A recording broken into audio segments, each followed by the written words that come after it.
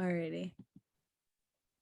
Yeah, and so we have been having this conversation, as I was saying, with URBAN3 for a little bit. And when we all saw the budget for the 2021-2022 fiscal year, the RJC, and I'm sure a lot of our community members and folk have been very concerned about the fact that this 3% tax hike will and historically has disproportionately affected our Black community, homeowners and renters, right? And so just because this information that Joe is going to bring to us tonight is very sometimes inaccessible for, I would say very inaccessible for the larger community, unless you have time like our friends at URBAN3 to dig through so much records and files to find this information. So we're very excited to have this space where we can discuss the research that they've found. Rob, if you want to add anything, if any folks have anything to say, I will say that, and I will let Joe voice his preferences, but I think saving questions for the end to where we can have kind of like a discussion-based Q&A session could be really fruitful for all of us. And if anyone has the capacity to take notes after the presentation, I know this is being recorded. I can actually also, wait, I forgot that Zoom updated. I can record and do live transcripts so we don't have to take notes. So yeah, I'll let Rob say anything, and then Joe, you can kick it off. Yeah, I don't have anything to say. I will go ahead and pass it on to Joe. All right, thank you. Let me go ahead and share my screen.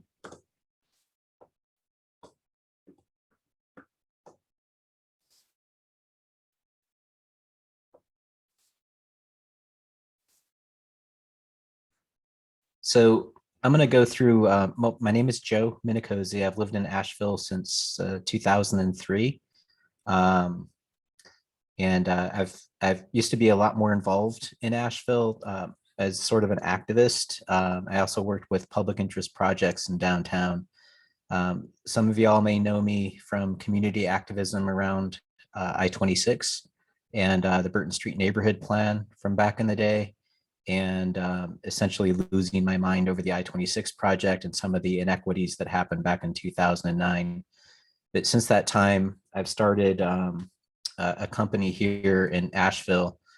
We work all over the country, actually in Canada and New Zealand, and we focus on economic assessment and analysis. And some of our clients have actually asked us in the past to look at redlining, which doesn't come as a surprise to Black folks, but does come as a surprise to a lot of white people that we work with. But as you know, redlining started in 1934 with the Federal Housing Administration as the National Housing Act of 1934, so that basically maps were created for community investment, where we expanded mortgages from 7 years to 30 years, but then they constricted at a local level who could get those loans. So communities across the country, there's a great website called Mapping Inequality that the University of Richmond has put all of these maps online. And it basically comes down to 4 categories. If you were in one of the green neighborhoods, you could get a mortgage, no problem. If you were in a blue neighborhood, you're probably going to get a mortgage. Yellow neighborhood, it was kind of iffy. They were deemed declining. And red neighborhoods were deemed hazardous. Hazardous neighborhoods are predominantly Black neighborhoods, or as their term, Negro neighborhoods, and measuring people by race. It was also ethnic. So there was infiltration of immigrants, and predominantly my people, Italians, were isolated, but I could change my name and blend in with white society, and Black folks couldn't. Asheville had their redlining map. Interestingly, is predominantly the South Side neighborhood. Burton Street was redlined. And then the south part of East-West Asheville was a white neighborhood that was redlined for all the rail yard workers. that got redlined. But anyway, this is the redline map for Asheville. So this stayed in place from 1934 to 1968. Cities that made redline maps were predominantly anything over 50,000 people. But the racism was practiced in other ways outside of redlining, but it was institutionalized with redlining. So for 3 generations, families couldn't get mortgages in those neighborhoods. So we were doing a project in Kansas City, Kansas, and Kansas City, Missouri. The Kauffman Foundation hired us to do the analysis. And inside our profession, we're sort of known as, we call it geo-accountants. We're going to put the mathematics on a map so people can see what's happening. And in a way, we're trying to basically walk people into the economic inequity by showing them really nerdy maps like this. So this is Kansas City, Kansas. You can see downtown right here in Kansas City, Kansas. When you bring the Missouri side in, you can see it. Now, we tend to look at these like a radiologist looks at like a CAT scan or something. I can see the redlining immediately in this map, and you can see it right here. There's a line. So this is a map of economic productivity. You can see where downtown is. You can see where this is their version. It's like a West Asheville on steroids. It's a much bigger downtown. And you can see it's popping up. You can see there it goes from orange to yellow on this side, crossing a line. That line is Troost Avenue. So think of it like Merriman in North Asheville. So that lines up really well with, we dropped the redlining map onto the city, dropped a red line on Troost Avenue to show them that east of Troost was traditionally redlined. And so people in that side of Troost Avenue were removed from building local equity or personal equity in their houses and with their families, passing that money down intergenerationally. Just to drive the point home for them, we left this map on top of a racial map. So we have white folks are blue, black folks are green. And if you just remove the red line map, you can see today, Black folks are predominantly sequestered into those areas still today. Now that's a racial comment. This is a map showing this. What does it mean at an economic level? Well, if you're disallocated or disconnected from the economic system, you're going to find ways to pass your house on to your kids, your grandkids. Your grandkids or kids may move out. They're just like, we're not going to take care of the house anymore. I'm moving to Chicago. I don't want to be in Kansas City. So you also can't get a second home mortgage or other forms of financing to fix your house and keep it up. So generally you see a pattern of vacant lots or a loss of real estate. So we just map those and you see the strong correlation between vacant land and redline neighborhoods.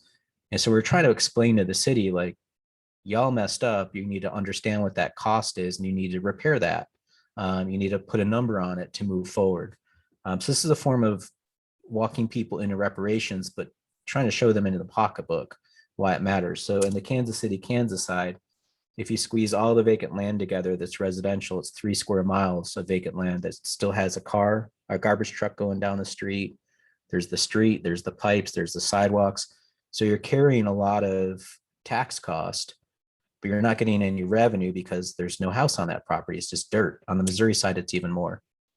So we're trying to get them from a point of inaction to realizing they need to solve this problem. And we show them in their tax model, laying the red line map back over it. You can see here we are today. In every step down that color chart, you're still losing money. So it's the taxable value per acre cuts in half pretty much every step down the grade change. And on the Kansas side, it's even worse. So the folks in Kansas City, Kansas has a strong history of one is a part of the Freedom Trail and the Underground Railroad. John Brown's father started the first free Black university west of the Mississippi in this neighborhood called Quindaro. It's about maybe 1.5 to 2 times the size of the Burton Street neighborhood. But you can see all the vacant land in this one neighborhood, and it's pretty abysmal. And one of the things that was crazy about it, we're just like, look, this is what you've done. You did it. This is your government. You did this to this neighborhood by the policies you adopted. And folks that are left in the neighborhood, these are all the tax delinquencies. So who could fault people that live in that neighborhood that are living around all that vacant land? What's their attitude toward government? I wouldn't pay my taxes. It's just, you've left them behind. So this is to drive the point home. We took the 732 vacant lots and showed them that they're averaging about $400 a lot of value. And when you put a house on it, it's not much better at $17,000 of taxable value. But to be fair, 17,000 is 40 times more than 400. So we're like, maybe that's a start. Maybe if you start helping the neighborhood get houses in it, you could turn things around. But I want you to realize as a community, this is me to them, what you paid in being racist. You followed racist policies and you paid a price for it. So we went back in time and found the original values of the houses that were about $3,000 back then, and then just glued them back on the properties and said, what if you didn't follow racism and you still had these 732 houses in this neighborhood that you lost? What would they have paid in taxes? So we ran the numbers, and it's a bill of about $30 million. So I'm standing in front of their commission, their county commission, and I said to them, I said, look, your great grandparents were racist. They followed racist policies. You can't deny that.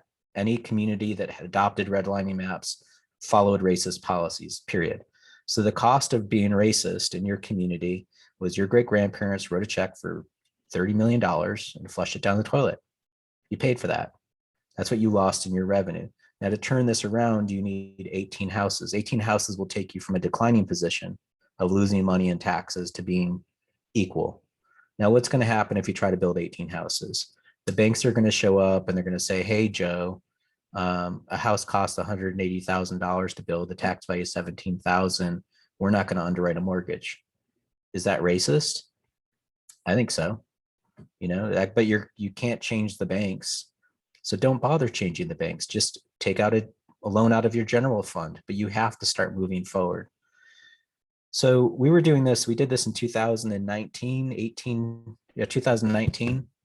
And at the same time, we're watching what was happening in Asheville, in particular the work of the Racial Justice Coalition after the murder of George Floyd, and the resolutions for reparations that happened here in Asheville.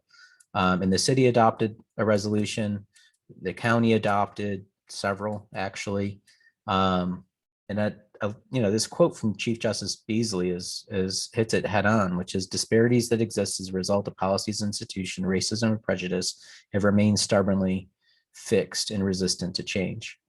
So if we're going to talk about reparations and locally, what are we going to do about it? So we were actually getting ready to just reach out to you all to if we know how to do this from other cities, let's just go ahead and figure out the reparations. But then the assessment happened, and we figured, well, let's just go ahead and focus on that first. So from January to about a month ago, we spent basically about 300 hours looking at inequity in our community of Asheville and Buncombe County. So I live in Montford. I used to live in West Asheville. This is my house, this brown one. It's a duplex. I live upstairs and rent out the downstairs. Next door to me is Mr. and Mrs. Lordman, that Black, retired Vietnam War veteran, disabled, fixed income. So I was like, well, let's just look at Mr. Lordman's property and see what's up there. So this is the Lordman's property.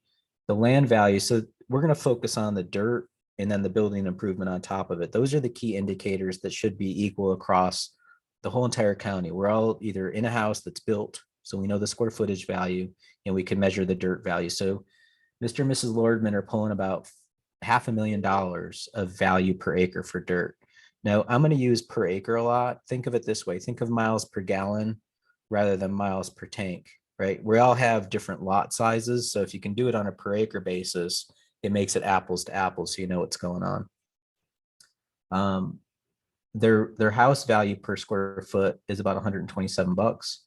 And then the percent change from last assessment to this assessment is 117% growth. Okay, so those are the three indicators. And now we're going to start poking around the community to see what's up. So to go from Mr. and Mrs. Lordman over here in Montford by the Montford Park area off Cortland, and let's go over to Kimberly Avenue, which is hoity-toity. It's by the golf course. You have this incredible mountain view and a golf course view. This is a Tudor kind of architectural style house. Really nice view, underground utilities. They have these antique kind of nice fixtures on the street. If you were to just look at the property card, you'd see that this house is worth $500,000. The parcel, the dirt, is worth $130,000. But per acre, the dirt is only $450 an acre, 450,000. The house value is $107. The growth has been 6% growth. Let's bring the Lordmans back into this. So the Lordmans are $500,000 for the dirt value per acre. This house across from the Country Club golf course is $50,000 cheaper for the dirt. The house is cheaper per square foot, and the growth has been less. So when you look at the total bill, now I'm only going to focus on county taxes. You're not going to hear me say anything about the city, because as far as I'm concerned, our county assessor is the one that's doing this math. So this is a county problem as far as I'm concerned. So this is why you'll see me focus on that. And to be fair, it is the county that does this math. But you can see the county taxes, they're paying $9,000 in county taxes per acre versus $10,000. So Mr. and Mrs. Lordman are paying 12% more taxes than this property that has a really nice golf course view. But let's not stop there. Let's go from there to up on top of the mountain. And we all know that the top of the mountain is spectacular. We all want to live on top of a mountain. That's like beachfront real estate in Asheville. So here's a house on top of a mountain with a tennis court on top of a mountain, because we all need a tennis court on top of the mountain, right? So let's look at the dirt value of top of the mountain versus the golf course versus Mr. and Mrs. Lordman in my neighborhood. Does this look remotely fair that they're going to be $84,000 for the dirt value on top of a mountain versus $440 or $450 versus $500? When you look at the taxes paid, the Lordmans are more than double the taxes paid per acre. Now, the thing that's even crazier is they have the opportunity to do 6 units up there. So I leaked this to a reporter, and the reporter asked the assessors about this, and I knew what the assessor was going to say. They're just going to, they have biases in how they look at this. And they're like, oh, it's a steep slope. It's up on top of a mountain. You can't build on that steep slope because apparently no one else could. There's like all these other people that have built on top of the steep slope, including, what about the tennis court? You could build on that. That's flat. It's not like the tennis court is operating at a 45-degree angle.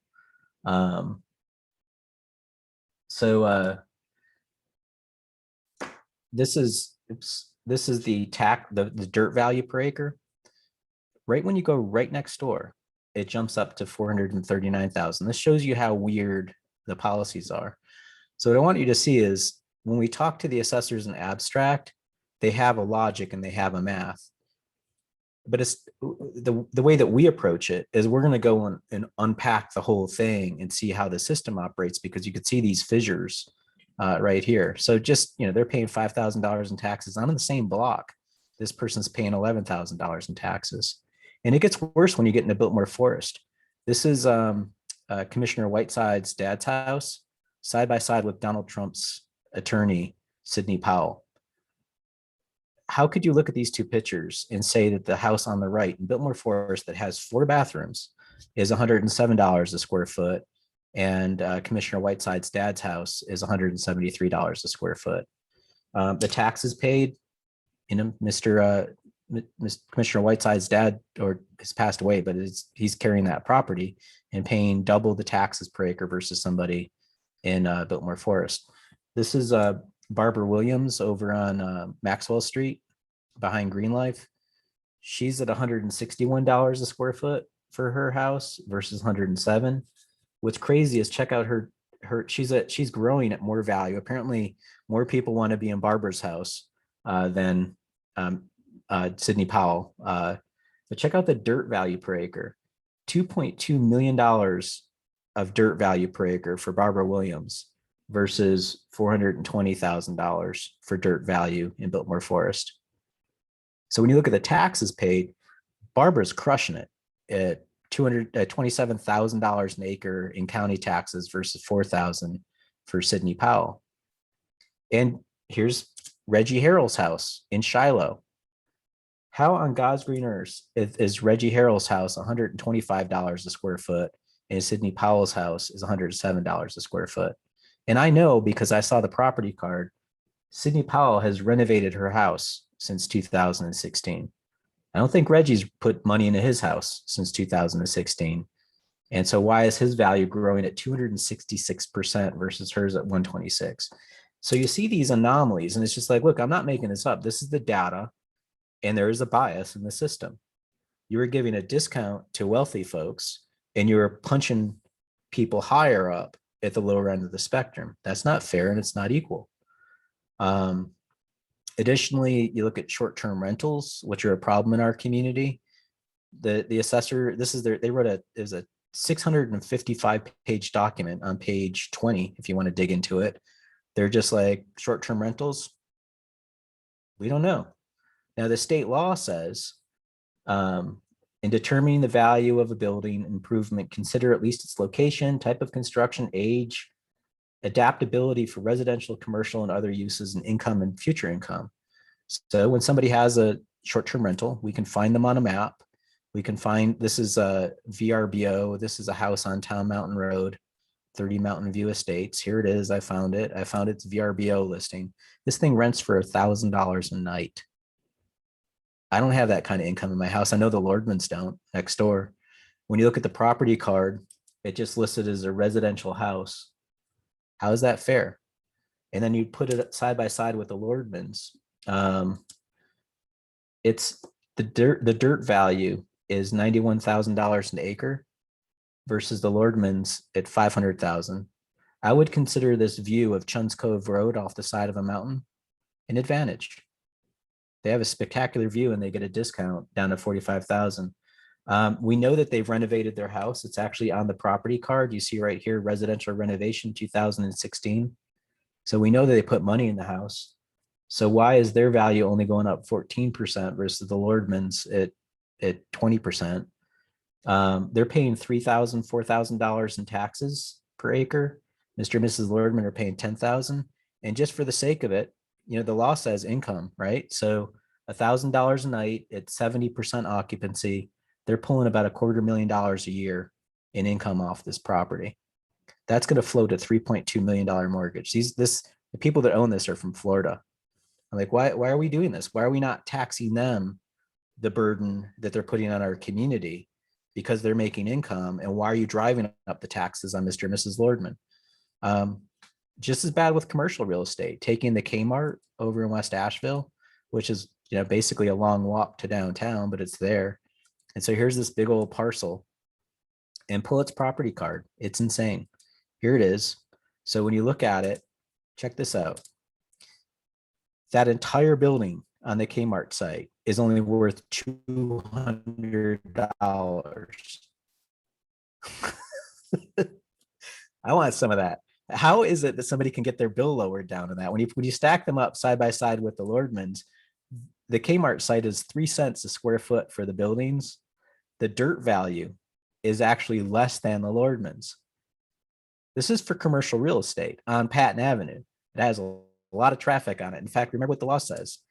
If it's got any, for the dirt, any advantage, past income, probable future income, I think you can probably get more income out of the Kmart property than Mr. and Mrs. Lordman. So why are we taxing Mr. and Mrs. Lordman so much?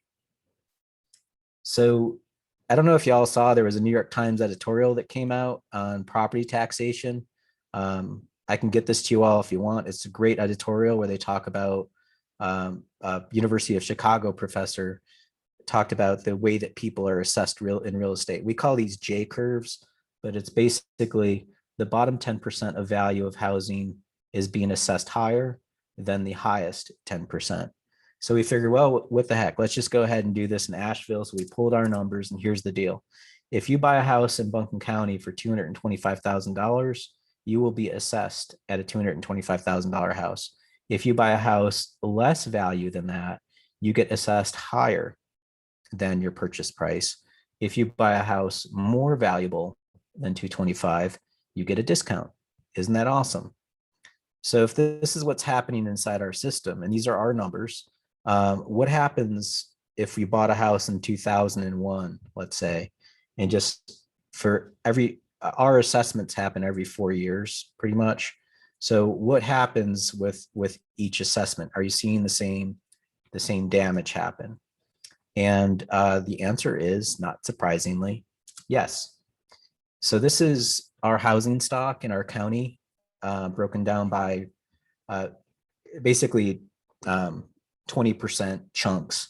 So the lowest 20% or the lowest quintile of housing is growing by 300% growth. The highest is only at 20%. I want you to see something here that's obvious in the chart. Look what happens after the recession for the poorest folks versus the richest folks. Why is it the richest folks get a discount after the recession and the poor folks get a little jack up? And that's right there in the chart. But here's what's going on with the values of our houses. And so people, they say, well, hey, Joe, there's gentrification of people moving into these neighborhoods and driving up the value. It's like, well, no, it's also happening because of the way that our math is being applied is just making it automatic. Because it's even with, there weren't a whole lot of people moving here in the recession. And even with that, you're still seeing the same growth pattern. And here's where it gets kind of awful. I have employees. I get to watch them try to look for housing. And I also know my income. Our incomes at a median level are growing at 36%. Our housing costs are growing many times over. Now this, if you take the buildings off the dirt, let's just throw all the buildings away and just look at how dirt is happening in our community at the same quintile breakdown. It's even worse. For the poorest folks in our county, it's at 700% growth in dirt value. The wealthiest folks are only going about 153%. And that's just, it's reprehensible. So these are some charts. This is seeing it as a bar chart. So here's the breakdown of the housing from the lowest quintile to the highest and the value change. And then this is the dirt, the land value change. And it's exponential what's happening to the dirt. Now, I would argue the reason why this is happening this way, when you look at who's complaining, it's the rich people. So one moderate level of defense for the assessor, if your feedback is only rich people yelling at you and nobody else complains, you're just going to assume that, okay, maybe we're getting it right. No one's complaining. With that's being looked at through a bias of the fact that not all of us understand the process of doing an appeal.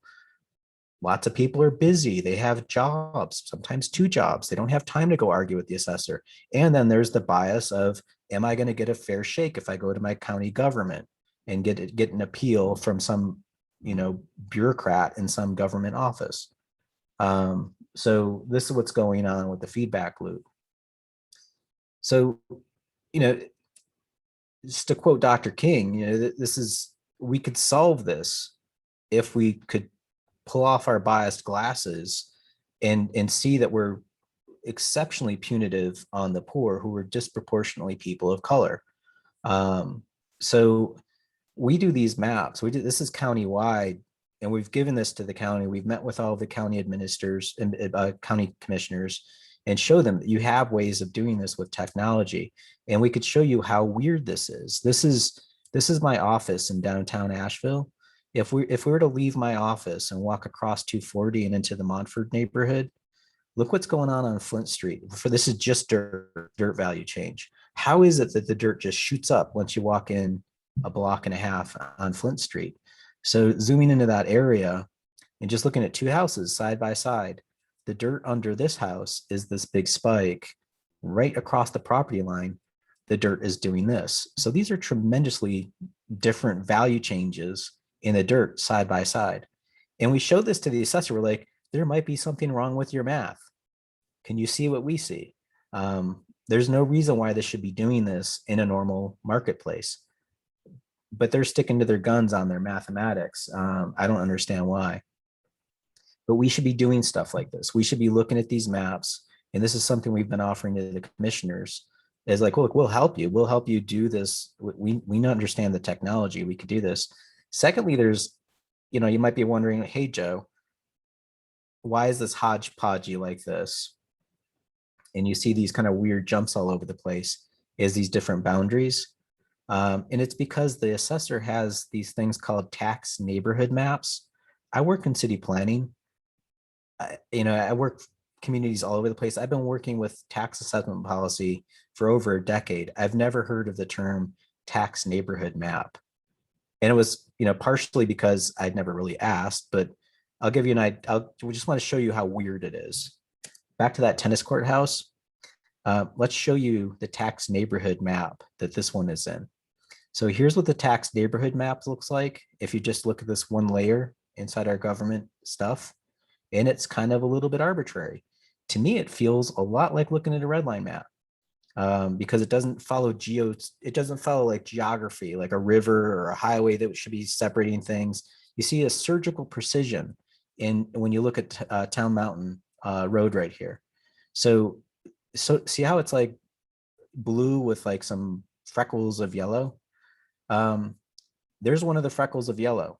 That is the tennis court property. All by itself, one house is a tax neighborhood. How the hell did they come up with that? So to me, that's a bias. That is, who decided this? Why does that person get a benefit that none of the rest of us enjoy? And why are they getting that discount on the dirt? How did that happen? When you look at Shiloh versus Biltmore Forest, here's Shiloh up over here. Notice how all the tax neighborhoods are kind of like the same plateau or the same level, like aircraft carriers, right? They're all kind of flat.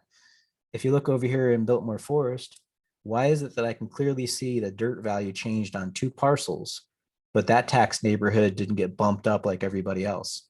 Why is it you're pulling everybody else up to the same height on this side of the street, but over here in the wealthy white enclave, you're keeping them all flat except for 2 people? That seems arbitrary and doesn't seem fair. So we see lots of things going on in the rich neighborhoods. This is Blue Ridge Parkway. These are all these properties that butt up against the Blue Ridge Parkway.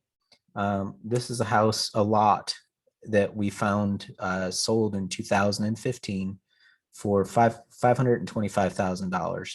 That lot sold for. So isn't it awesome somebody can afford to buy a $500,000 parcel of land by the Blue Ridge Parkway? Awesome.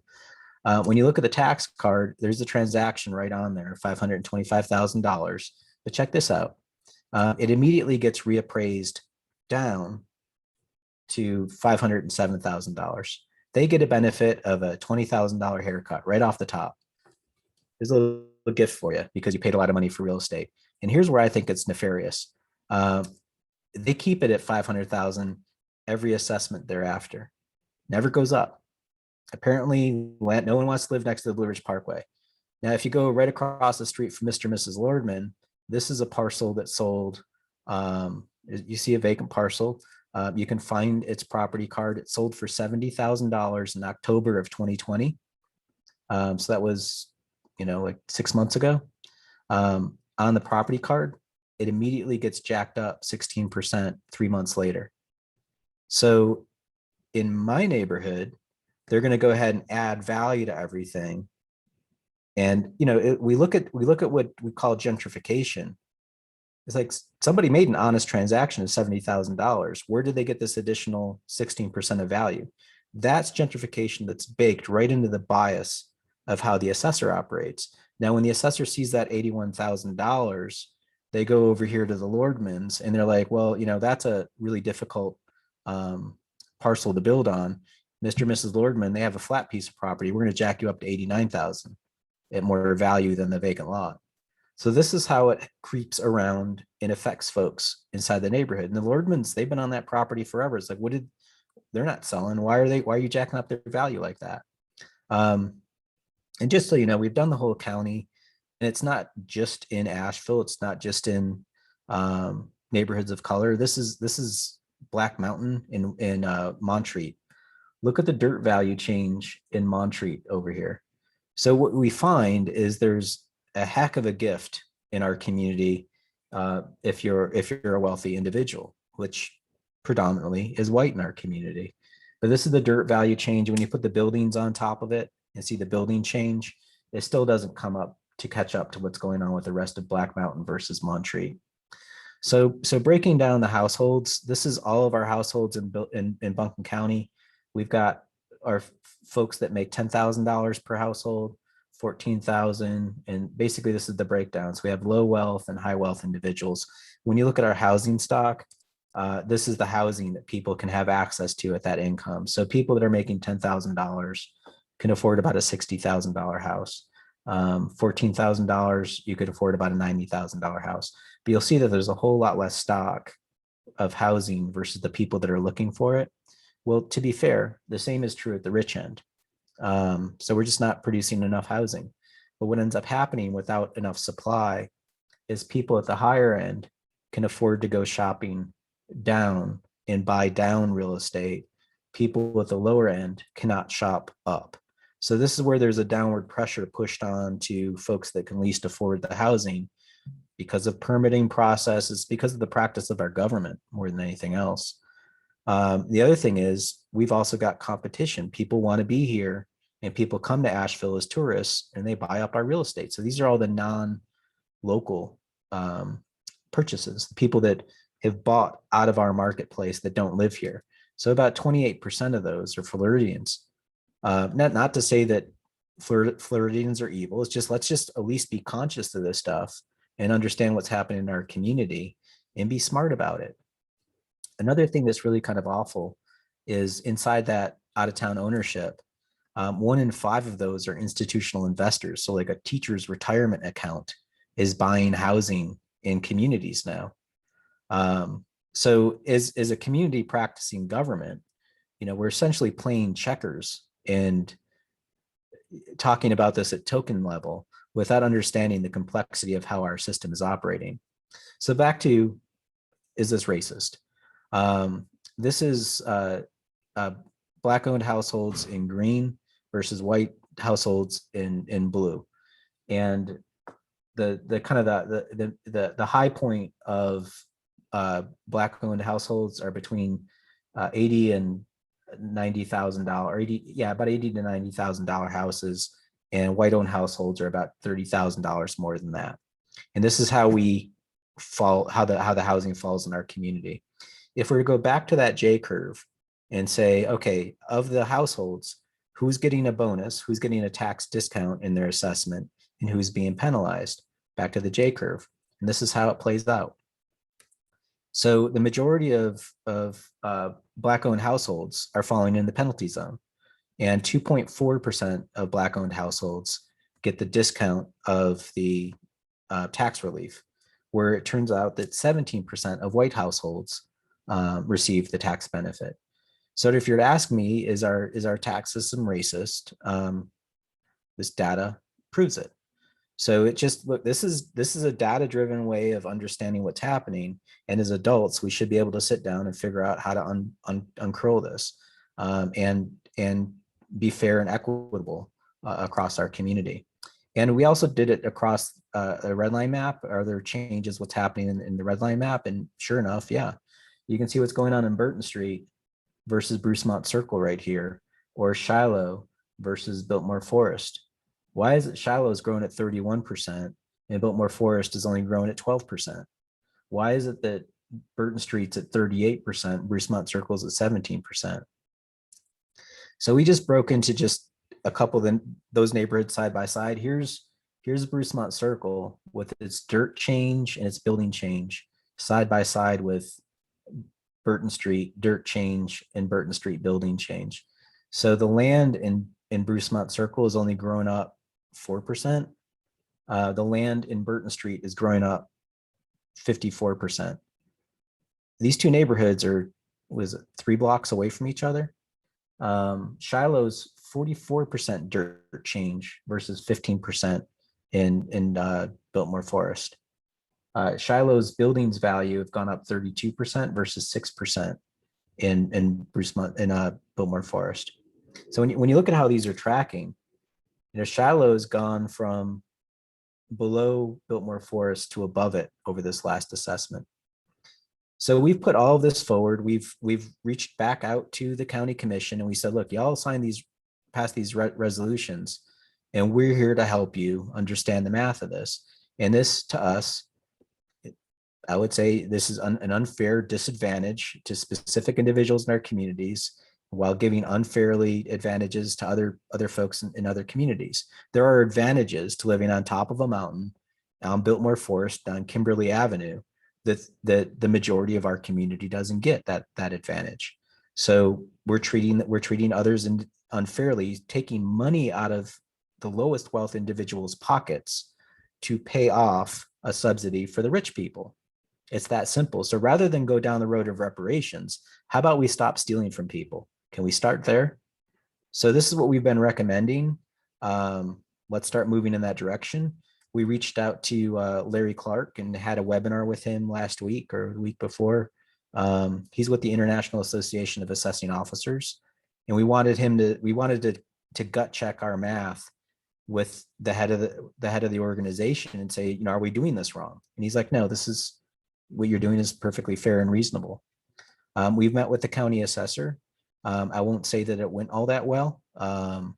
I don't understand where his perspective is. We showed him everything that you've seen here. And now as far as I'm concerned, it's like we're moving past that. The county last week released this. We're going to give $300,000 to people. I'll let you know, I did release a statement saying I find that unfair. This is what it looks like to me. This is the county's total budget, is a big square right here. The blue stuff is all the revenue that the county gets out of residential property taxes. This is what they're giving back to the poorest of us right there, that one little dot. It represents 0.12% of all residential property revenue. That's not fair. That's not adequate, and it's not sufficient. Now, I will say, in their defense, they're doing something, but they need to move past this. Our recommendation is to go back to this chart, look at the stock of households, and see what's happening. So here's basically what happens. The assessor developed one math to do the housing stock. So when you have stuff at the dumbbell ends, at the rich in the low end, it's all operating with the same kind of like algorithm of math. And lower wealth and higher wealth houses are seen as anomalies. And so what ends up happening is there's more noise because there's less housing stock. There's a lot more in the middle. So when you look at how the assessment happens, they're shooting for the middle of the bell curve, and it draws the poor houses up and it brings the rich houses down. And they're like, well, it's not our bias, it's the math. I'm like, well, the math is bad. Change the math. And that's one of the things that we're going to recommend to the in this process. So what you'll hear us say is fix the bell.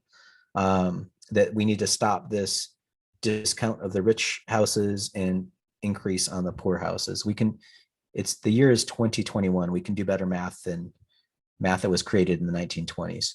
The other thing is the appeals process. We need to be cognizant of the fact that folks of lower means and lower wealth aren't entering the appeal process because of our bad job of communicating that as a government. The appeal process itself, we're not even measuring who's getting gifts through the appeals process and who isn't. That should be all communicated to our county commissioners so they're aware of this stuff. And that's one of the things that we're advocating. The other thing that we're advocating is taking this curve and flattening it, if you will. So to flatten the curve, one of the things that we did in a really quick test, Ori Baber, who's working with me on this project, we actually figured out that you can actually get more money into our community if you just flatten the curve. So that shows you the disproportionate benefit that we give as a gift to our wealthy. We also need to start doing maps like this to see how messed up things are, and just be adults about it and say we can change the map of how these neighborhoods are drawn and quartered. And we need to stop doing these patterns that look an awful lot like redlining, but under a different name.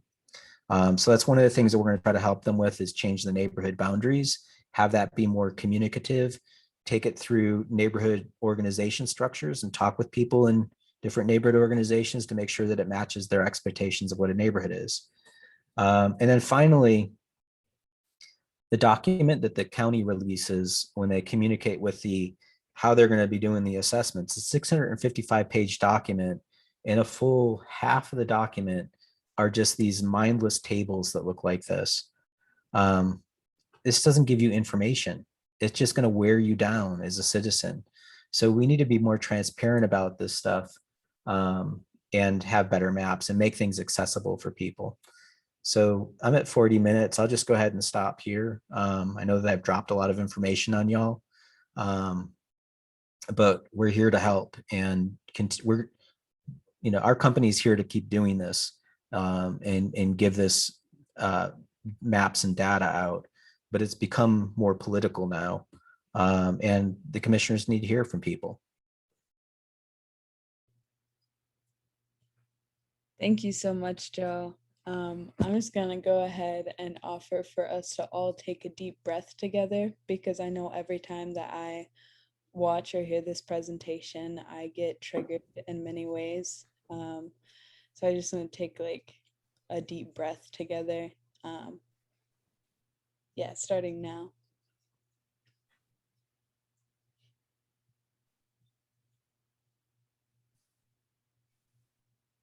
All right.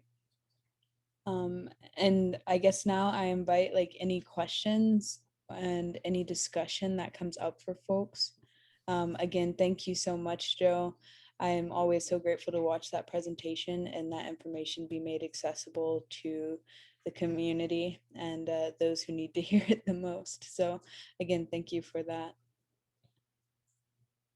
Thanks. We did a webinar on this, so we have it recorded, with our conversation with Larry Clark. We have access to national media outlets as well. We've just been holding back on that, but organizations like Strong Towns, that we've reached out to some reporters outside of the Asheville area, but we're trying to not go that far yet, but it may have to come to that. So we're serious about holding our community accountable to what they say they want to do with reparations resolutions, and we have the talent and staff to help out. We're going to help out. Thank you.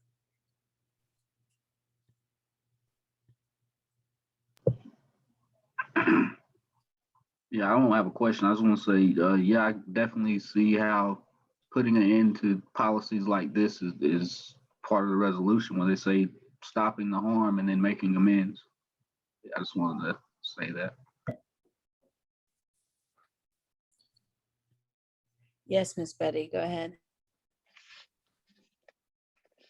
So I had to take a breath before, or several breaths before you said, take a breath. Oh my God, Joe, thank you so much. I wish if I had that information in my brain and I could do the presentation like you did, I am sheltering in place because of COVID and I have a physical condition. But if I knew what you know, I would leave this apartment and go in to the meetings. I'm just overwhelmed with shoot. There's this I can't even talk.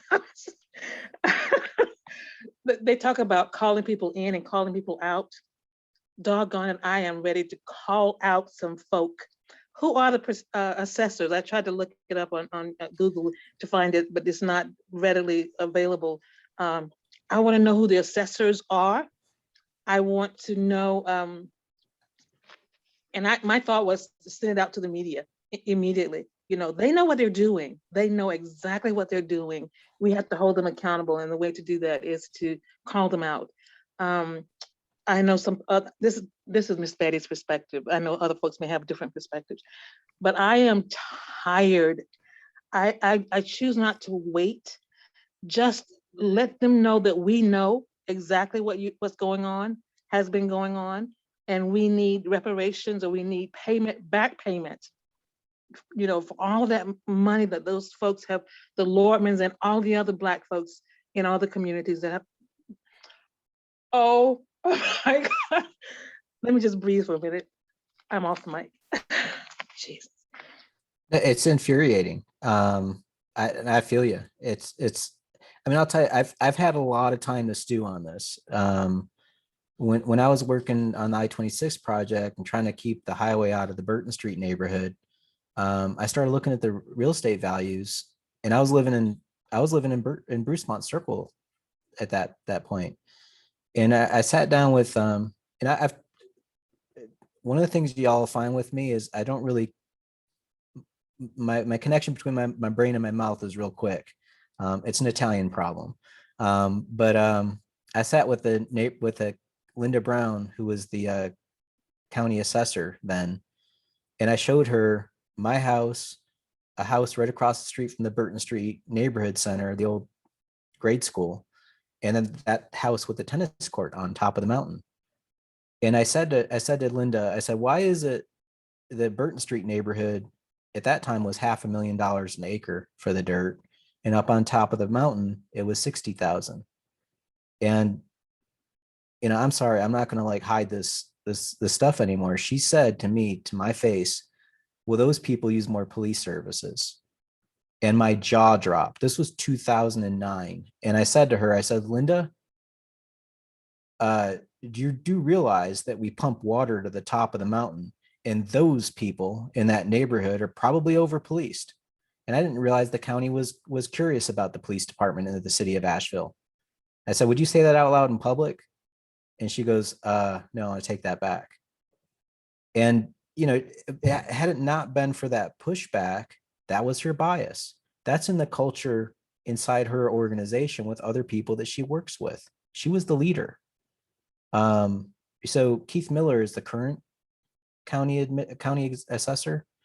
I don't know if he's got the same bias, but he certainly, when I showed him the information and said, this doesn't look fair to me, he didn't see the unfairness in it. He just kept on going back to his math and saying, well, the math shows and this, that, and the other. And finally, we were just like, well, we're just going to have to professionally agree to disagree with you at this point. And that's when I realized, I was like, well, I'm sending another letter to the commissioners and let's move past this. That in defense of the commissioners, they're letting this play out to see, is this a personality problem of our personnel? Is it a policy problem, or is it a practice problem? And I think it's a little bit of all three. But they do have the wherewithal and the interest to try to move past this so far.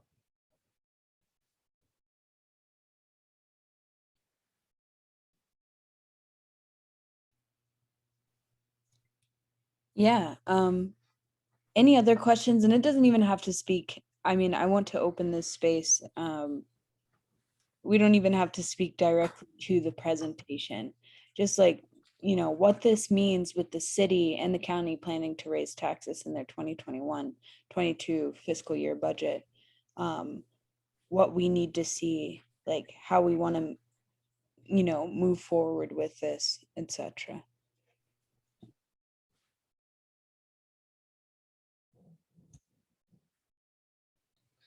I would like to make a comment. This is Norma Baines, and listen to this presentation. Thank you so much.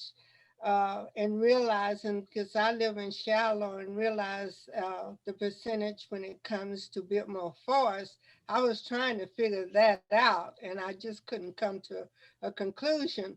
But listening to your presentation, I see how they are doing that. And this is nothing but racism, as you called it. So hopefully we can do something to turn this around.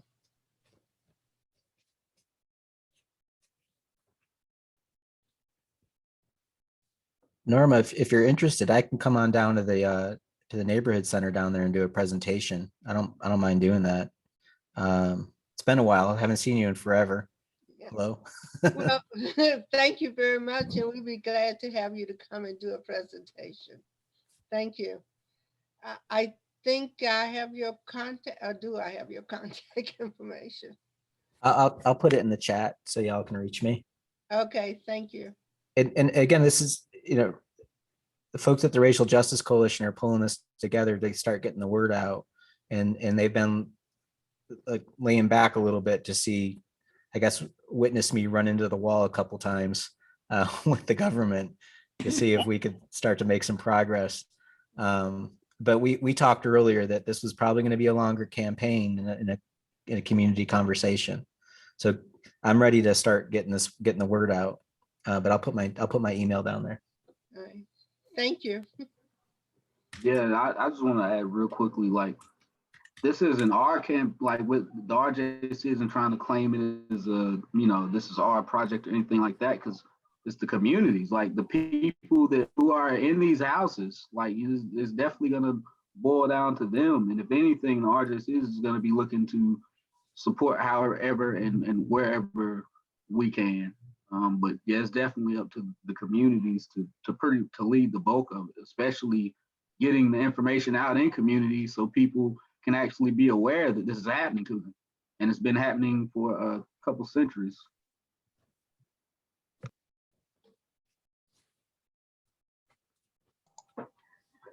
I have a question. I'm going to be transparent, and for those that know me and don't know me, I work with Buncombe County, and I am attempting to mitigate this from the inside, and it's not easy.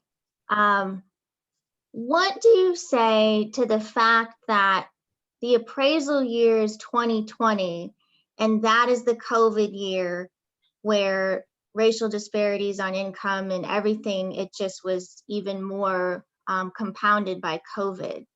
Is that a point at which that could affect appraisal?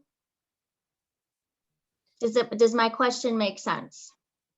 Yeah, no, I hear you. I mean, it That's should. That's the year that more people from Seattle and Colorado moved here, and you know what I mean? And so using 2020, I just felt like that is probably going to hurt these neighborhoods even more. Certainly, agreed. I think there's that, the cities, I've got friends that work at the city, and they know my reputation, I guess, and they're just like, "Whoa, Joe's not bothering us. This is awesome that he's bothering the county." I said, "Well, yeah, because the city's just equally has an equal problem with zoning and the amount of supply that's allowed and the difficulty of getting through a zoning process." And it's not a surprise that a lot of these processes of assessment policy, city finance, zoning, all of that started after Reconstruction. And so this was just a different way of putting laws and policies in place that were designed against Black people. When zoning first came out, they actually wrote down that Black people couldn't live here and Jewish people couldn't live in certain areas. And then that was struck down as a violation of the 14th Amendment, and they just kind of converted it into a different language. So no one's really paying attention to the assessment policies. But if you just step back for a second and say, right now assessment is just looking at like, are transactions happening? People are moving in. Oh, there's nothing we could do because the sky's going through the roof. Well, that's not exactly true. The county could step in and say, for folks that, like what Durham did, for folks that have lived in their house for over 10 years and they're of a certain income, they give them a tax rebate. The county could choose, and I would argue they should choose, to start mapping where all these short-term rentals are. And charge them more, because let's face it, they're hotel rooms, but to just ignore them is stupid. It's like, well, why isn't it, you saw that property on the Blue Ridge Parkway, why isn't the value on that dirt going up in Biltmore Forest? That's a bias inside the assessor's office. That could change tomorrow. That has nothing to do with somebody from Seattle. So that's where I got in an argument with Keith, and I'm just like, this is your choice, buddy. It's like, there's no Moses didn't deliver some policy saying that rich people need to be protected. That's because you're afraid of rich people. So it's, I don't know. I think we could probably talk about this forever, but I think you're right.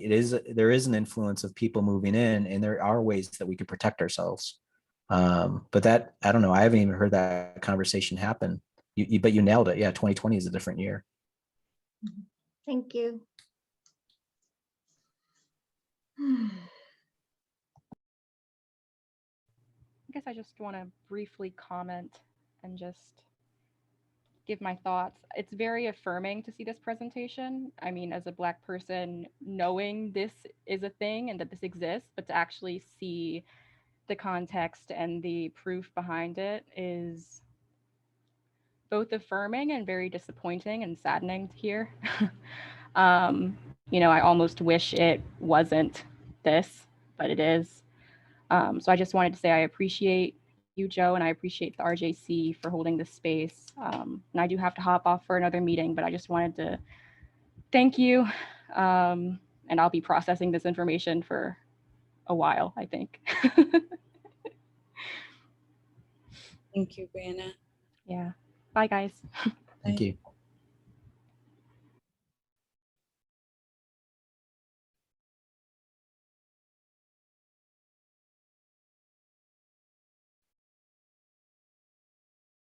But is there other questions, or we have another some more conversations coming out, or what's the next steps?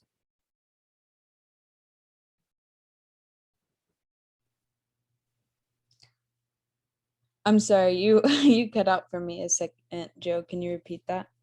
Oh, are there next steps or other things y'all want us to look into? Or I know that this is a lot to process. Yeah, I was hoping that that was something we would be able to discuss both in this room and with next week's meeting, where I do want to go ahead and plug, if you know homeowners or just any folk in our community that you think, I mean, everyone should see this presentation, I think, but I really ask you, and I'll send the invite one more time, to invite them to next week's meeting. We have a capacity of 300, so just keep inviting folk. Send in the link. I posted in Black Town Hall. And so if you want to reshare it on Facebook or social media, I think this is, as Brianna was saying, you know, we know that systemic racism and institutional racism exists, right? We know that in our very cores as Black folk. And yet when the data is shown, when the maps are shown, it is so traumatic. And I do want to recognize that we are in a space that, you know, this is traumatizing, right? And I am down to stick around later and process with just Black folk if they want to do that after we get the Q&A, or to have another time where we can talk about it. But yeah, if any other questions that folks have. Well, and Grits, I want to hear you and respond with that. Is that I appreciate that comment, and it's like I said, it's just, I guess I've been on a 12-step program since 2009 on this, and I've been processing this along the way. But it's also made me more angry and wanting to get this out and do what I can to put this out there. And frankly, I don't care, you know, what anybody does to me. And I should let you know, they sent me a tax penalty for my business last week. And I'm just like, wow, it's the retribution starting already. So I went ahead and paid it. But it was just kind of funny. I know what's gonna happen to me, but I honestly don't care because they can't touch me. So I'm here for you, and anything that I can do to get this out and speak truth to power, I'm going to do it because I care about fairness and equity and accountability in my government, and this is just wrong. So, and it has been going on for generations, and it needs to stop.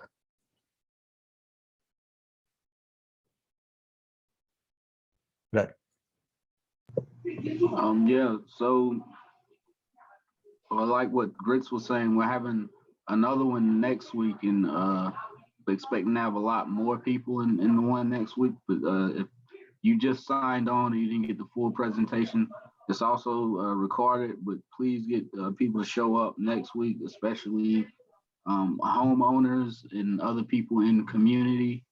And also the one next week will be mixed races. Like it won't just be Black people, but it'll be kind of be everybody. And I think that is the action step for right now, is getting the information out in community to where people know what's going on. Because if we have to go the route of a campaign or something, at the end, it's going to be the people, who change it. You're going to have to hear from a lot of people. I'm confident we could do it. I think it's time. But well, I'll if there's anything else you need me for, you know where to find me, and I'll catch you next week, I guess.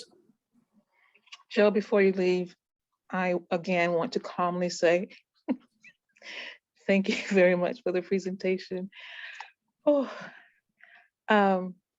thank you so much. This was amazing. I appreciate it so much. And you deserve a medal. The way it was presented, the presentation, the drawings, the graphics, it was awesome. Thank you so much. I'm a teacher, and I like it when people know what they're doing and present it in a way that people can understand, and that's what you did. Thanks again. Thank you. I appreciate that. Hello. Hello. Hello. Yes, Mr. Bako, were you trying to say something? Yeah. Yes. Yes, sir. Thank you very much. Joe, other than the assessors and county government, are you aware of any other official who is aware of what has been going on when it comes to the assessments that have been levied on people and the disparity between the rich and the poor? Are you aware of any county and or city officials who would be privy to the formula that's being used? No, sir. It's mostly folks inside the county's office. And I mean, Rebecca can back me up on this one. When assessors start talking about this stuff, they tend to get really nerdy really fast and start talking about the detail of the mathematics in a way that most people don't keep up with them. If you look at the 655-page document, that's a public disclosure that they gave back in July. And I asked every commissioner, did you read it? And they're like, no, because it's just too dense. It's too much information. They just take a presentation by the county assessor. We went back and watched the tape, and that whole presentation for the 655-page document was over in less than 15 minutes. It's like the way that information is delivered is just a habit and a tradition. And there's a lot of professional leeway that's given to the assessor. Most of the county commissioners are the ones that should be watching this stuff and should be understanding it. But a lot of them don't understand it. So that's one of the reasons why we spent a lot of time making this presentation in a way that was simple to understand and broke it down. Because I'm a big believer that information needs to be accessible visually and also as a narrative, as a story. We learn in stories. But beyond the county commissioners and the county assessors department, there aren't a whole lot of people that understand this stuff or even bother. It just seems too complex for them. There are people inside the real estate industry that do get it. But I will tell you this, I've presented to the Rotary Club and the local realtors board, and the local realtors board were really upset with this presentation, and they thought that it was very unfair. So the professionals that are in the private sector, the realtors, so far they get it, and they're on the side of fairness and equity. But other than that, I think I might want to defer to Rebecca if there's more people inside government. But I haven't experienced a lot of people, and then the city is just a totally different planet. They don't really understand assessment. But Rebecca, I don't know if What I'm hearing is that, yes, we know we have politicians that doesn't pay any attention to documents when they're presented. But since that being the case, and it's been historically that way, it appears that the only way to get attention is to develop a public outcry that hits the media so that it be saturated throughout our neighborhoods, would be a way to bring real attention to the disparities that we are undergoing here. And we proposed increase in taxes that I've just heard recently about.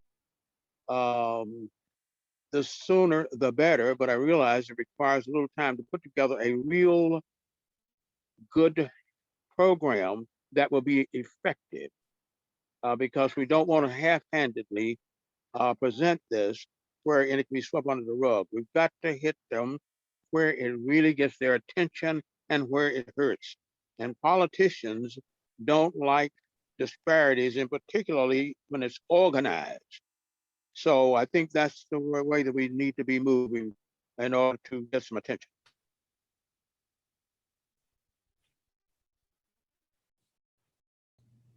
Yeah, I'm with you on that. Joe and Mr. Baycoat, that's outstanding statements that both of you are saying, and I totally salute and agree with what you're saying. And one of the things that I'm believing is that we've got to go to media other than Facebook. A lot of the people do not understand and appreciate the use and the danger of Facebook. But the politicians will address emails because they know that you can come directly at them and you're talking to them with an email or a chat. And by a chat, I'm talking about a text. So that's another way that we can reach out and touch them and make them pay attention. And this is Bernard Oliphant talking to you. Well, what I'm saying is, Facebook, emails, using that technology, that's one way. But I tell you, I believe the tried and proven way is the most effective. And that's when individuals are raising their voice, get attention from what news media we've got. Any of the little weekly papers, the Citizen Times, if it's loud enough, the Citizen Times will have to pick it up. We have to talk with groups within our varied communities and get them to start speaking out. I mean, individual voices in a group form. So every medium to get our voices heard should be used. Yes, Mr. Bakel, Mr. Oliphant, I agree entirely with that. And that's why we wanted to hold this space, right? Because addressing both city and county regarding any sort of tax hike or the fact that a tax hike will disproportionately affect Black and Brown neighborhoods because of the way our land has been assessed, that is not within itself reparations. But in order for reparations to be successful in this city or this county, the harm has to stop. You know, the cessation of harm is the only way you can, push forward a constructive reparations process that wouldn't just essentially cause more harm, right? If you're trying to repair harms being done, you can't keep harming the same community year after year while you're trying to set in place these reparations processes, right? And so that's really why we wanted to bring this up. And if Rob, I don't know if you have the exact date, but I know that the city's budget, the hearing already happened yesterday, and they seem pretty set on this tax hike. And I don't know when the budget hearing will be on June 22nd. I don't know when the county budget hearing will be. Rebecca, do you have that date? No, but I'll look it up, and sorry, I'm eating at the same time. I'll look right now. It's okay. I was too. Look, I love that. I love that. I'm always eating on Zoom calls. I think Buncombe County is going June 15th. That's Um, public hearing. that's a, yeah, it's a public, the other, that's their, I know that's when they're voting on that $300,000, because I was going to go and drop that graphic on them, of how little that is. Now, in defense of the county, I did get a note from Brownie today where they've all the county commissioners are doing their homework, and sitting down with Mr. Miller, and trying to get his side of things. And I think the county commission is, they're interested in moving forward with changing things. And Brownie's mentioned starting up a committee to kind of tear this all apart. But I mean, I don't know. I've been in Asheville long enough. I've been on plenty of committees that went nowhere. So that's why we're doing the math. And actually, one of the things we're looking for is a grant from the National Science Foundation that we think we can get for this, to just fund it ourselves, and just bring the solutions forward.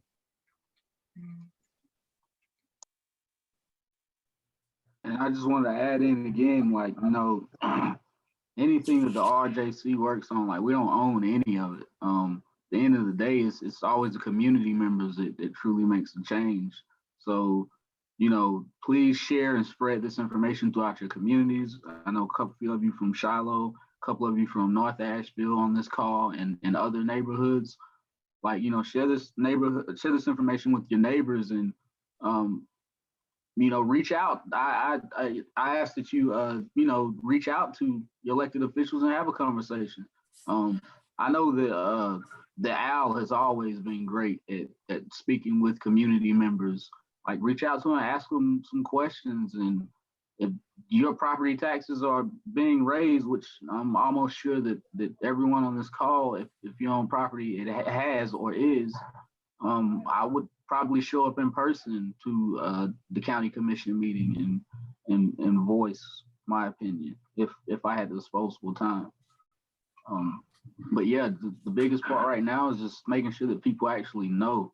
There's so much stuff going on, and this isn't the only thing, but a lot of people don't know. Like, we lack the information. It's not accessible to us, and now that it's been explained and broken down in an accessible manner, you know, I just hope that we share it, and you know, we all reach out and try to have something done about it if our elected officials don't proactively do something about it. Yeah. We can put, oh, go ahead. You go ahead, Joe. Well, I was gonna say, we can put this video on our website. We've got a Google Drive that's got a lot of capacity. Anything we can do to, like, these become large files, but people can download them and watch them at their own whenever they can. Yeah, and I recorded it and was curious if we could put it on everyblackvoice.org. Or do you prefer to have it just on your website? Oh, no, you can. Yeah, go ahead. Yeah, if you've got the space, go for it. Yeah, the more the merrier. And I guess essentially, to like round off the point I was making, is with the information that we are seeing in this call and the information that we have and we hope to disperse to everyone, I do not think that the city or the county should be allowed to vote on any sort of tax hike to property owners until they make and show a true commitment to addressing this problem and show ways that they are truly going to alleviate it. I mean, because for the city, $150,000 isn't going to get the job done. For the county, $300,000, Joe? Yeah, isn't going to get 300,000. the job done. You know, and so these budgets cannot pass because, you know, I mean, budgets are amendable, but it's hard to really get folks it's hard to bend people's arms once they pass the budget, you know, and so just getting this out to as many community members as we can and showing the city and the county that these things are unacceptable. And I'm curious, Joe, have you presented something like this to the city yet? Or like, has anyone reached out or Not the city yet. I've been pretty focused on following the path of the county, and as you said as well, it's like I was trying to get them to stop the assessment process. You know, it becomes this house of cards that's built on a really awful foundation. That if you secure the assessment, and then everybody's paying, or when I say everybody, a good chunk of folks are paying more than what they should be paying, and then you're setting up your budget off that process. You know, as Rob said, now the sheriff is dependent on certain money. The parks department is dependent on all of these departments become dependent on that revenue that was born of a crime. You know, it's just stop the crime first and don't try to unpack it after you've caused all this damage. Now, to be fair, we can't run our government without a budget. So, but the county commissioners tomorrow could walk into the office and say, we're going to tax Airbnbs and short-term rentals as commercial property, and we're going to exact extra money out of them. That will more than make up for that $300,000 in spades that they're putting out there as a token to folks of low wealth. So there are ways that they can do things. Maybe I'm have high expectations, but it does become more difficult the more this snowball rolls downhill. Yes, this is Matthew Bacote again. I think that we need to handle this as a separate entity. I don't think that we need to get reparations mixed with this at all. I believe that what will happen, we can damage both of these initiatives.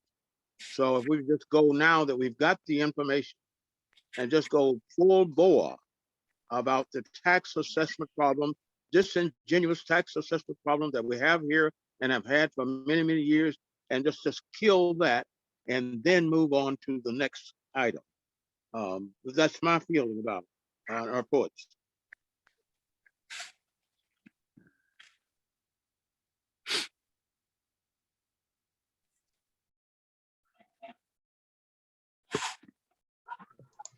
June 15th is the day of the budget adoption.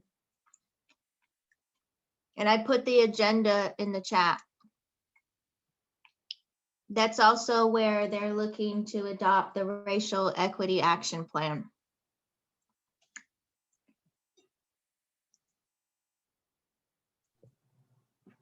Yeah, and thank you, Rebecca. And I just want to say that I kind of really truly feel like Mr. Matthew Bacote on that, for a few different reasons, not just the one that he mentioned, but also like this does not just affect Black people. This affects a specific class of people.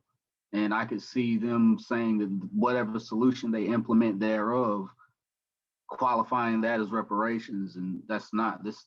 So yeah, I feel that way too, Mr. Bacote. You know, this is definitely an injustice and an inequity that is about classism and not necessarily about racism. It's just more Black people are disproportionately in the the income bracket that is most affected, or a higher percentage of our population. I'll put it that way, I guess, because Asheville's 89% white. I would be wondering, like, what are the numbers to people who are in the inequitable bracket? Like, how many white people is affected and how many Black people? But we have a largely smaller population, so. I think today, with the climate being as it is, I think that we have some white friends that's genuine. And I believe if they are made aware of how we need to come together and attack this problem, I believe we get quite a bit of support on that side as well, which makes it even better. So I'm only mentioning this because I've seen how things have been effectively changed over many, many years.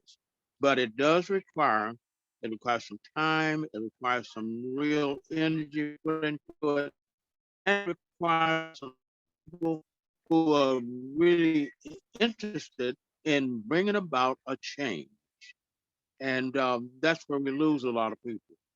But hopefully we will be able to this and other that we're faced with in our community, because there are a tremendous number of disparities that exist that need to be addressed and changed. Thank you.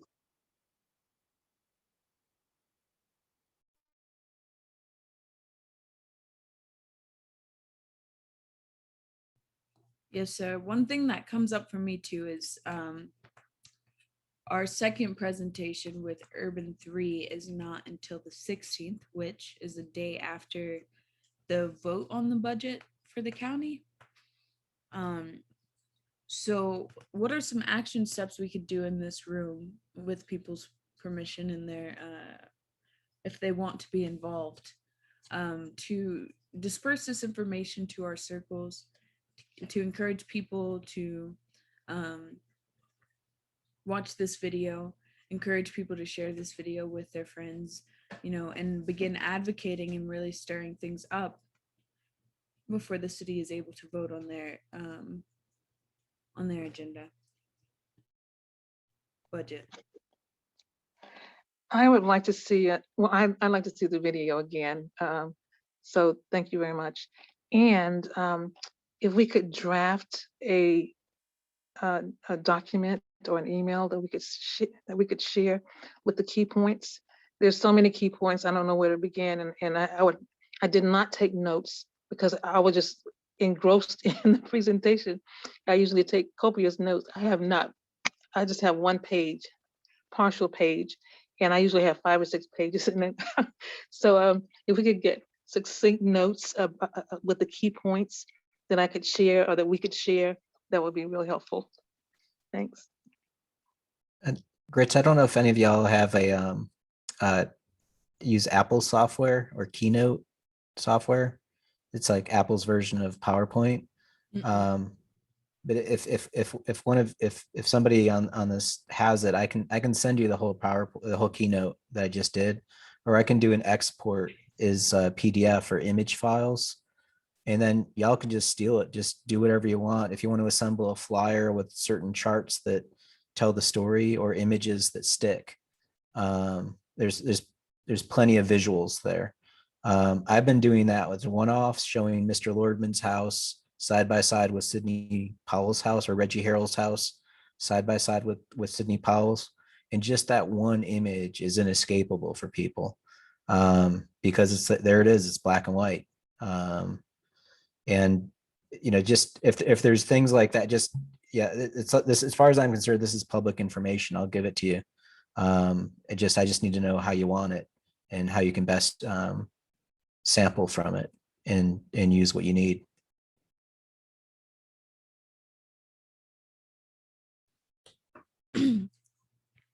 Yeah, I don't have that, but I do have an Apple computer, so I could very easily download it and get you to send it to me. Okay.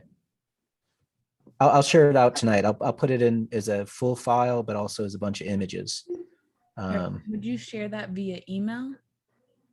Yeah. Okay. Thank you.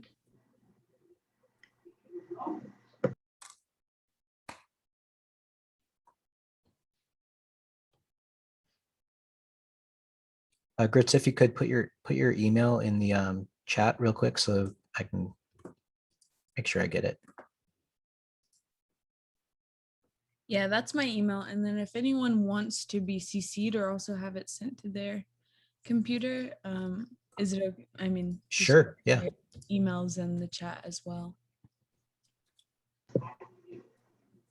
We can also send it out in an email to everybody as well. Make sure they receive it.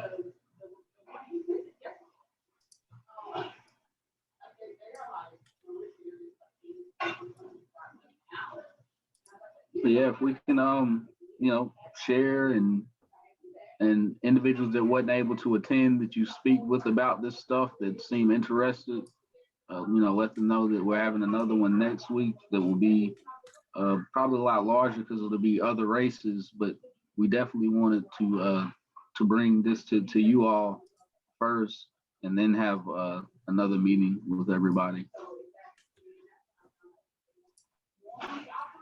I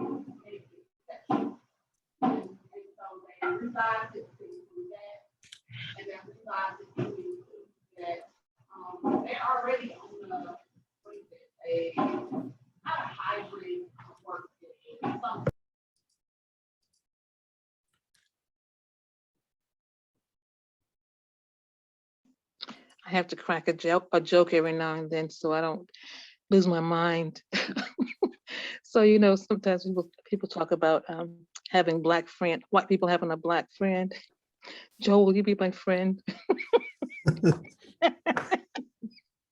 Certainly. You got me. Oh, great. Thank you so much. When I seem to win, I get more black friends that way, I guess. I don't know, but I'm good. Thank you. Well, I appreciate it. Okay. One more question.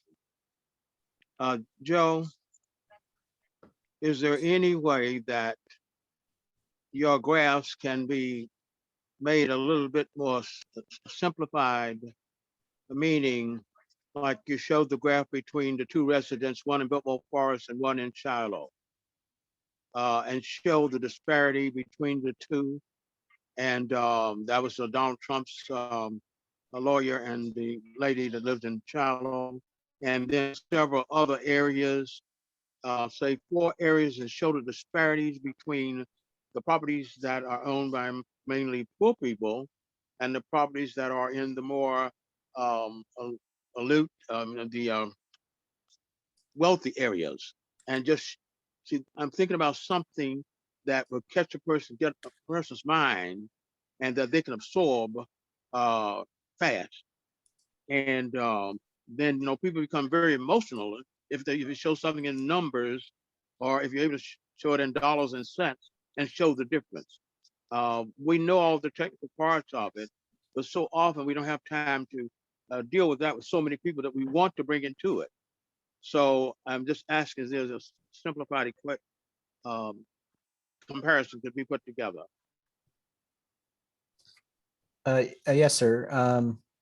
You know, one of the early ones I did had Sidney Powell's house, Bill Cecil, who's the owner of the Vanderbilt mansion. He gets a heck of a tax break. His house is $97 a square foot, which is awesome. But then I thought about the political consequences of going straight at the hornet's nest, and kind of backed off on Bill Cecil. But I could grab other properties. I did Miss Williams' house on Maxwell Street, with the most valuable house in all of Buncombe County, and she's paying more taxes than it on a per acre basis. There's things like that I can break those down. And I know that there's a lot of numbers on those tables when I do it. That's one of the reasons why I use that box to kind of highlight the ones that I want y'all to focus on. But we can strip anything down, anything that you want. If you have people's addresses you want me to look at, send me addresses and we can pull them out. It's hard to ferret out. We don't have like census data, which shows black and white folks. That's done as boundaries that aren't per parcel. So I was just going off of people I knew more than anything else. But if you know people, send me the addresses.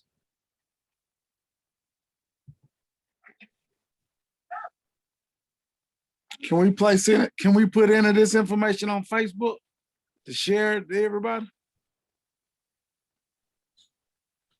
I'm okay. Sure. Yeah.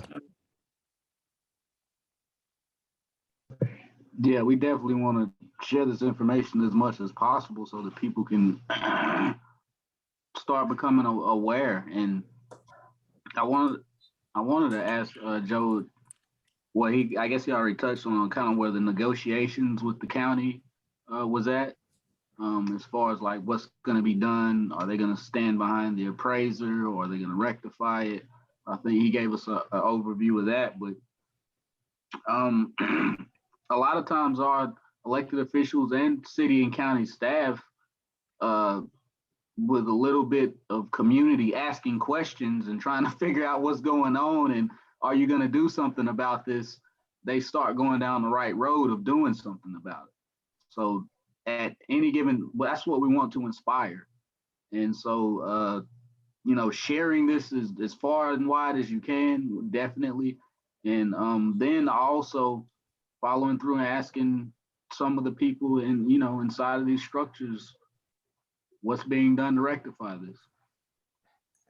I think another recommendation I'd have for y'all for this group is to ask Commissioner Whitesides to have a chat with y'all about what he thinks is going down.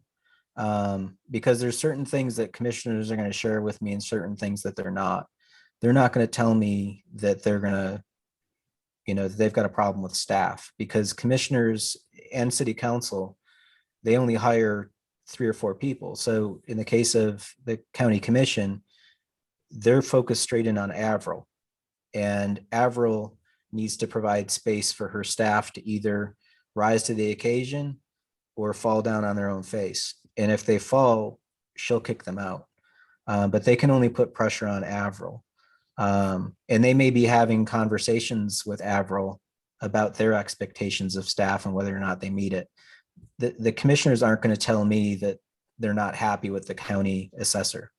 But you know, that's the thing, is like, they're going to keep certain personnel things away from the activists. But Commissioner Whitesides may share some of that stuff with you. And I suspect the reason why they're going to start up this ad hoc committee is to keep the pressure on the staff to make the changes. But there's a lot of things they can change just politically that they can do without staff's agreement. But Commissioner Whitesides will be able to tell you that.